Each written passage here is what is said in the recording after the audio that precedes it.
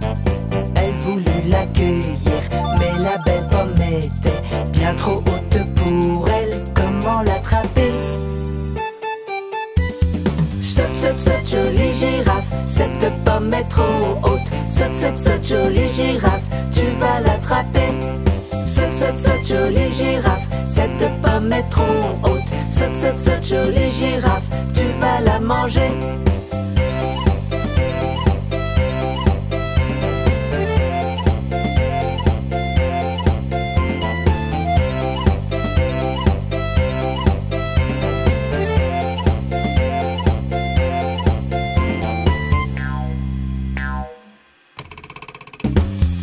En regardant la pomme, elle vit un asticot qui croquait dans le fruit, accroché en haut.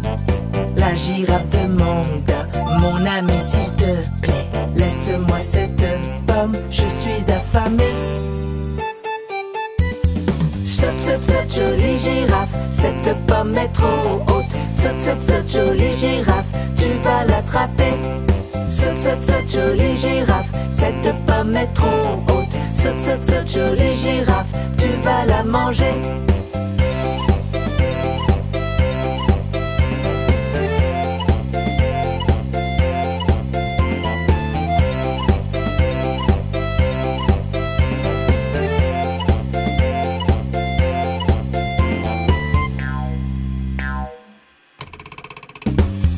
Le petit asticot fut tellement désolé, il secoua la pomme et il la fit tomber.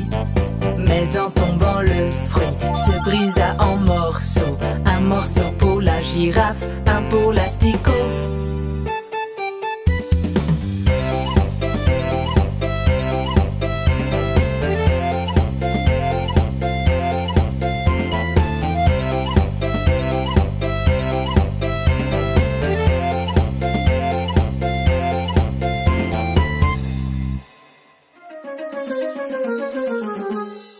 Mine, Marc, Kylian et Zoé jouaient avec des dinosaures quand Canard et Monsieur Poisson vinrent les retrouver. Oh, qu'est-ce que c'est que ça? Je n'ai jamais vu un jouet comme ça. Quel est ce drôle d'animal? Marc, en entendant cela, alla vite chercher un livre dans lequel il pourrait se renseigner. Il y a des millions d'années, dans une très ancienne ère, il y avait des dinosaures qui vivaient sur notre terre. Certains marchaient sur la terre, d'autres nageaient dans la mer. Il y en avait aussi qui volaient dans les airs. Regarde ses dents à celui-ci, elles sont bien pointues. Lui c'est le T-Rex, oui c'est le T-Rex. Des dinosaures, il est le roi, il a une longue queue qui descend. Tout le monde s'enfuit devant lui dès qu'il montre ses grandes dents. Ah, il me fait peur. Regarde celui-là, il ressemble à un rhinocéros. Lui c'est le Tricératops, oui c'est un Tricératops. Il ne mange que des feuilles et ressemble à un rhino. Il a 2 cornes sur la tête et une sur le museau. Petit canard, tu as vu celui qui vole dans le ciel? Ah oui, un dinosaure volant. Et voici le ptérosaure, oui ça c'est un ptérosaure. Il a une tête allongée, mais aussi de grandes ailes, comme une sorte de dragon. Il vole haut dans le ciel.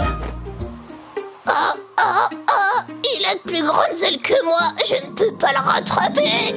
Il y a des millions d'années, dans une très ancienne ère, il y avait des dinosaures qui vivaient sur notre terre.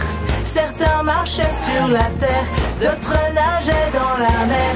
Il y en avait aussi qui volaient dans les airs. Regardez, vous voyez derrière moi, ce dinosaure est vraiment gigantesque. Et voici l'apatosaure, oui voici l'apatosaure, le plus grand des dinosaures. Avec son cou de girafe, il peut manger même les feuilles qui sont très haut dans les arbres. Bon appétit, gentil apatosaure.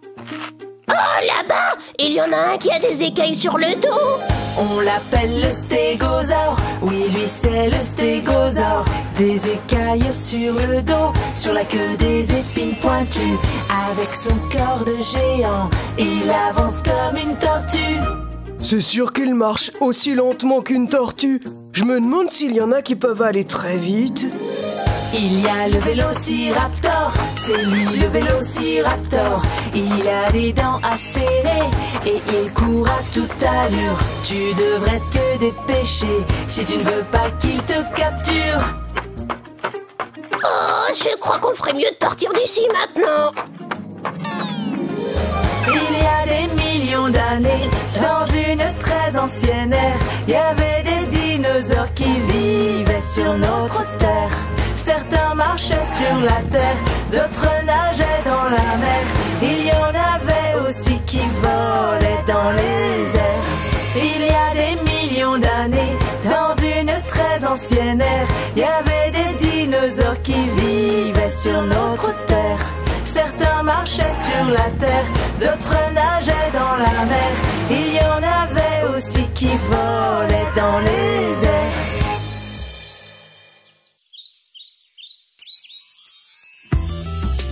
Une petite cigale passait tout le temps de l'été à jouer de la musique et à se reposer.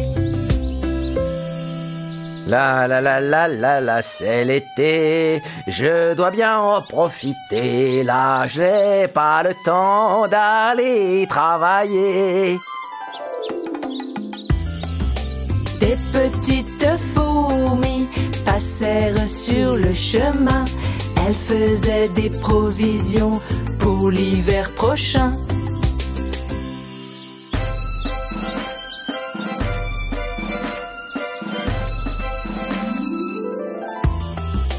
En passant devant l'insecte, une fourmi fatiguée par le poids de son fardeau finit par le faire tomber. Ah, ma nourriture, elle est tombée. Qu'est-ce que vous faites, fourmi? Vous déménagez ou quoi? Non, Il y a un problème dans la forêt, peut-être. Vous essayez de fuir quelque chose? mais non. Alors pourquoi vous transportez autant de nourriture tout à coup? Réfléchis un peu. On fait des provisions pour l'hiver, voyons, tout simplement. Mais enfin, c'est ridicule. Vous avez tout le temps d'y penser. Vous feriez mieux de profiter de l'été tant qu'il fait beau comme moi. Et comment on survivra quand l'hiver sera là? Qu'est-ce qu'on mangera quand il n'y aura plus rien? Oh, moi pour ça, je m'en fais pas. Il y a toujours une solution. Eh bien, fais comme tu veux, Cigale. Moi, je vais quand même continuer mon travail. Hop! Et voilà, c'est reparti! La courageuse fourmi continua ses provisions et la cigale continua à jouer du violon. La, c'est l'été. La fourmi n'a rien compris. Elle pense qu'à travailler. Pauvre petite fourmi. Quand vint la fin de l'été et que l'hiver arriva, la neige recouvrit tout et il fit soudain très froid. L'hiver est là et je n'ai rien à manger depuis des jours. Si seulement j'avais pris la peine cet été de faire des provisions. Après avoir marché des jours et des nuits, la cigale arriva chez la fourmi. Petite fourmi, dis, tu es chez toi. C'est moi, la cigale. C'est toi? Qu'est-ce que tu fais là? Qu'est-ce qui t'arrive, Cigale? Eh bien, je n'ai pas voulu t'écouter. Je me suis amusé tout l'été. Et maintenant que l'hiver est là, j'ai faim. Tu aurais quelque chose à manger? Bien sûr, j'ai tout ce qu'il faut. Entre, ne reste pas là. Viens te réchauffer. Après avoir invité la cigale dans son terrier, la fourmi lui apporta de bonnes choses à manger.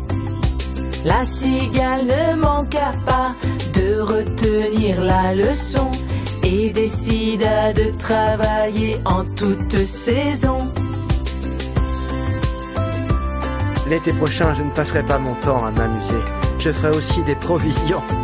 Tu as bien raison, chère Cigale.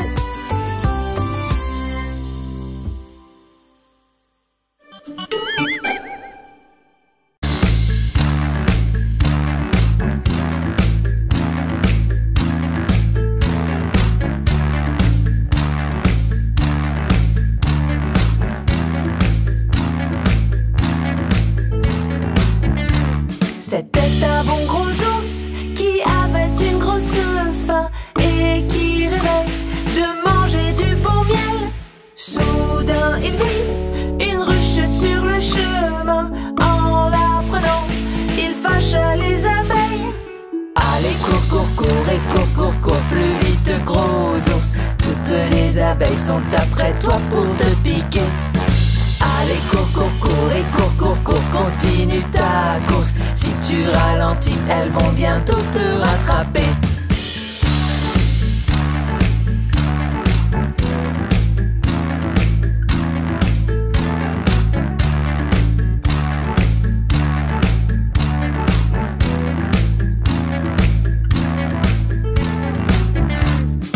Allons, gros ours, rends la ruche aux abeilles, où tu devras endurer leurs piqûres.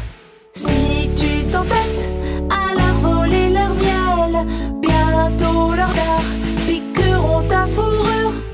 Allez, cours, cours, cours et cours, cours, cours plus vite, gros ours. Toutes les abeilles sont après toi pour te piquer. Allez, cours, cours, cours et cours, cours, cours, continue ta course. Si tu ralentis, elles vont bientôt te rattraper.